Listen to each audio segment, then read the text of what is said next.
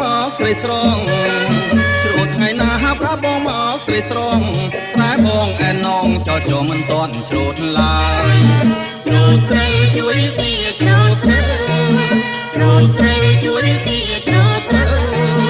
ជួយជ្រោតស្រែអូនរួចសិនបោកផែនរួចកិនកាដាក់ចង្រុកឲ្យហើយជួយជ្រោតស្រែអូនរួចសិនបោកផែនរួចកិនកាដាក់ចង្រុកឲ្យហើយអូនតាប៉ាយចិនណាបងអើយអូនតាប៉ាយចិនណាបងអើយចាត់តែអូនហើយបងអើយអូនជួយជ្រោតវិញជ្រោតស្រីជួយទីជ្រោតស្រីជ្រោតស្រីជួយទីជ្រោតស្រី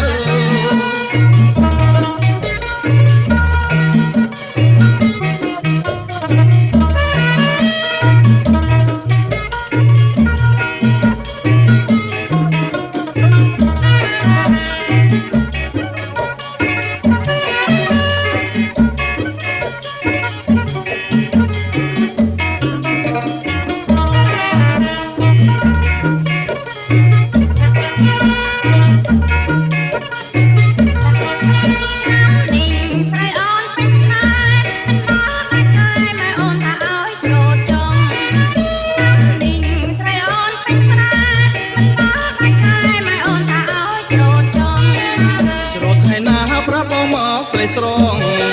ជ្រោតថ្ងៃណាប្រាប់បងមកស្រីស្រងស្រែបងឯណងចោចោមិនតន់ជ្រោតឡើយជ្រោតស្រីជួយទីជ្រោតស្រីជ្រោតស្រីជួយទីជ្រោតស្រីជួយជ្រោតស្រែអូនរួចសិន